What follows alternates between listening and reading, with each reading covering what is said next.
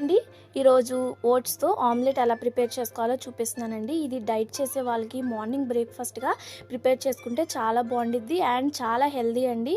ఇలా ఆమ్లెట్ని ట్రై చేయండి. ముందుగా అయితే ఒక బౌల్ తీసుకొని onion, green chilli and cabbage, tomato, carrot and కొద్దిగా కొత్తిమీర కూడా యాడ్ చేసుకొని మన రుచికి సరిపడినంత సాల్ట్ అండ్ కారం వేసుకొని బాగా మిక్స్ చేసుకోవాలి. ఇలా కొంచెం మిక్స్ చేసేసుకున్నాక ఓట్స్ని పౌడర్ చేసుకోవాలండి.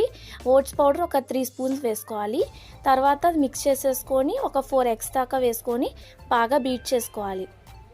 ఎంత బీట్ చేసుకుంటే ఆమ్లెట్ అనేది అంత బాగా వచ్చిందండి. తర్వాత ఒక ప్యాన్ పెట్టుకొని ఆయిల్ వేసుకొని మొత్తం బాగా స్ప్రెడ్ చేసుకోవాలి ఆయిల్.